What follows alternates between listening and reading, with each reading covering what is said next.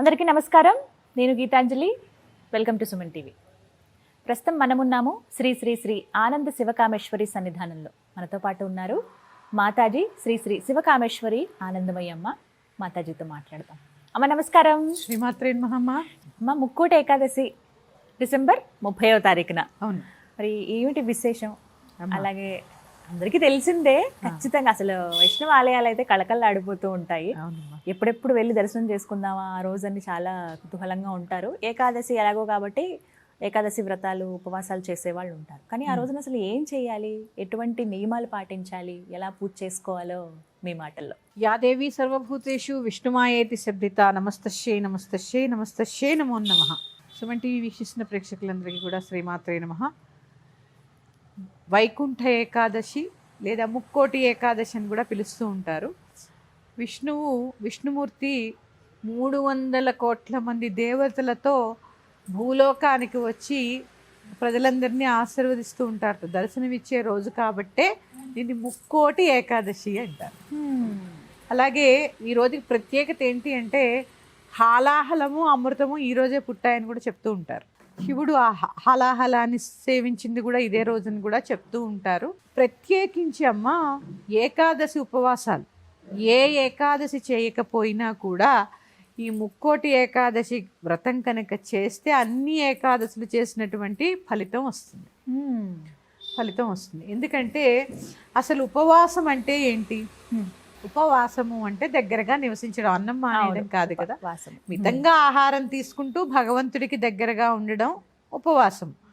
అది ఏకాదశి ప్రత్యేకంగా కూడా అదే చేస్తూ ఉంటారు. ధాన్యం తీసుకోరు, పళ్ళే తీసుకుంటూ ఉంటారు.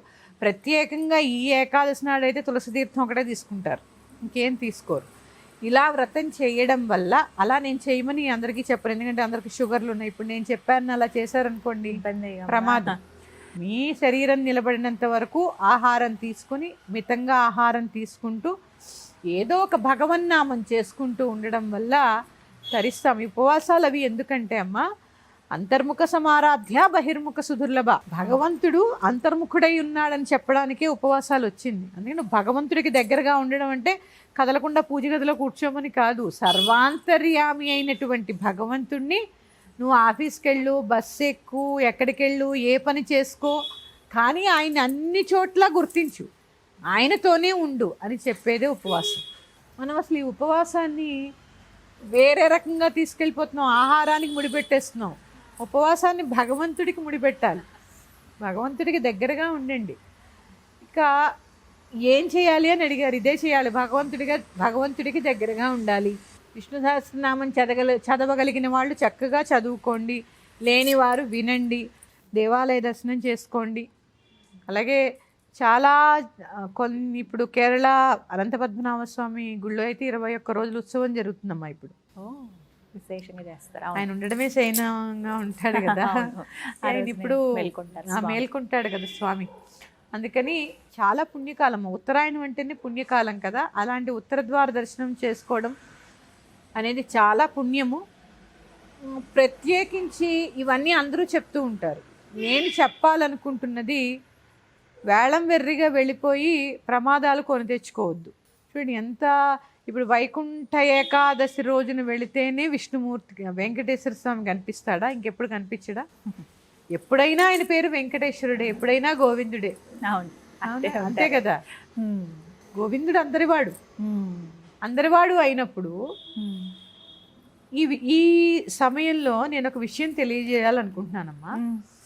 భగవంతుడు వెంకటేశ్వర స్వామి, అందరూ వైకుంఠ ఏకాదశి అంటే తిరుపతి వెళ్ళిపోతున్నాం కదా. స్వామి ఎన్ని కొండల మీద ఉన్నాడు? 7. 7వ కొండ మీద ఉంటాడు, అవునా? కింద ఎన్ని ఉన్నాయి?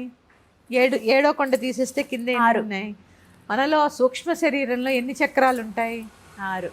మూలాధార చక్రము, స్వాధిష్టాన చక్రము, మణిపూరము, అనాహతము, విశుద్ధి, ఆజ్ఞ అనే చక్రాలు దాటి సహస్రార చక్రంలో భగవంతుడు కొలువై ఉన్నాడు 7వ కొండ మీద. నువ్వు ఇవన్నీ దాటితే కదా కనిపించేది. మనం ఏం చేస్తున్నాం, అక్కడికి వెళ్ళిపోతేనే కనిపిస్తాడు అనుకుంటున్నాం. కాదు, నేను అంతర్ముఖుడనే ఉన్నాను అని చెప్పడానికే నేను ఉపవాసం ఉండమన్నాడు. ఇవన్నీ ఒక్కొక్క చక్రాన్ని దాటుకుంటూ ఒక్కొక్క అవలక్షణాన్ని వదిలేస్తూ ఉంటే కనిపిస్తాడు. అప్పుడు అసలైన వెంకన్న దర్శనం దొరుకుతుంది. వైకుంఠ ఏకాదశి రోజు వెళ్ళి ప్రాణాలు పణంగా పెట్టి మన కుటుంబాన్ని ప్రమాదంలోకి తోసేటటువంటి అంత అవసరం లేదు. భగవంతుడు హరి ఇందుగలడు అందులేడని సందేహము వలదు.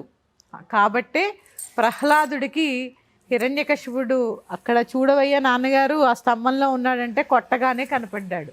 అంత చిన్న పిల్లవాడికి ఎలా కనపడ్డాడు? మరి మనం ఇంత పెద్దగా అయినా మనకి ఎందుకు కనపడలేదు అంటే భక్తి.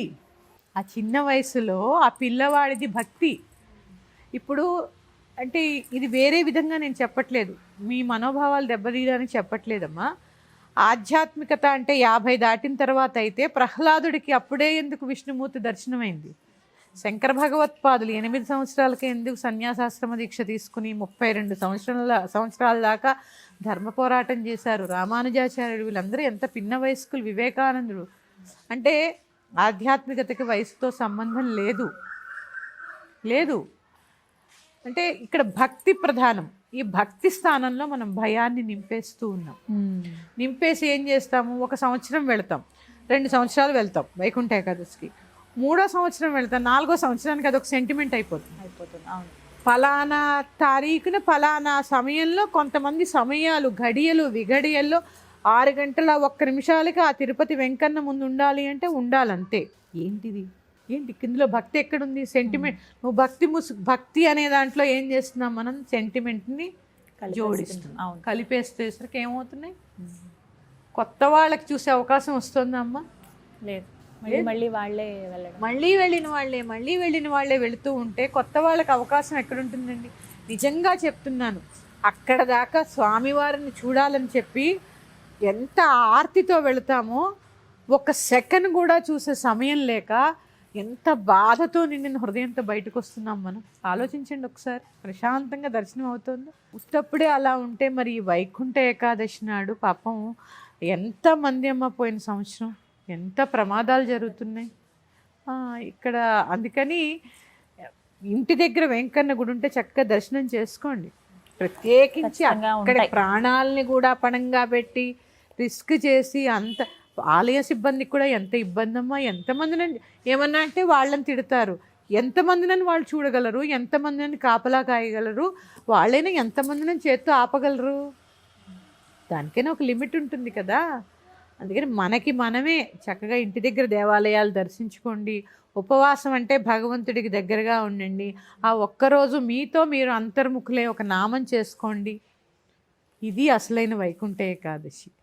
ఉత్తర ద్వార దర్శనం అంటే ఏంటమ్మా? చక్కగా భగవంతుడు నిద్ర మేల్కున్నాడు, నువ్వు కూడా నిద్ర మేల్కో.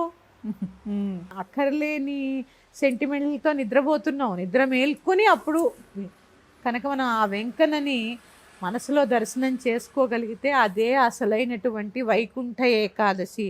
మీరు నన్ను అడిగారు ఏం చేయాలమ్మా అని. ఇది చెయ్యండి అంతే తప్ప మన దగ్గర అదేంటి వెహికల్స్ ఉన్నాయనో మనం డబ్బులు ఖర్చు పెట్టగలమనో పరిగెడితే ఎంతమంది ప్రాణాలు కోల్పోయారమ్మా. అందుకని కొంచెమైనా అంటే అందరూ వినాలని ఆశిస్తున్నాను. ఏ కొద్ది మంది దాకా ఈ వీడియో చేరినా కూడా చాలా సంతోషం.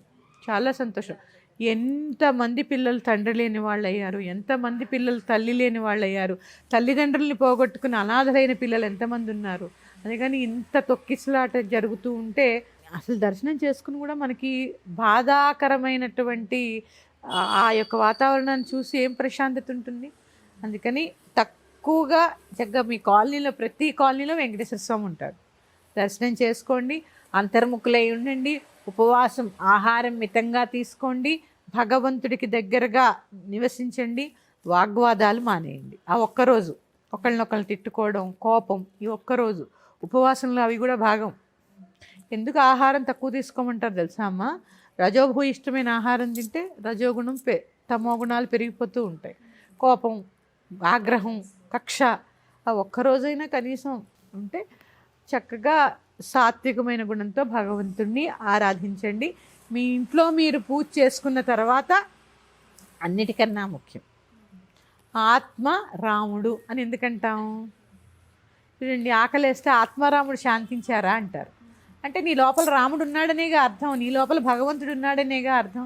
అది తెలుసుకునే ప్రయత్నం చేసి అంతర్ముఖులై ఉండండి, పరిగెట్టకండి.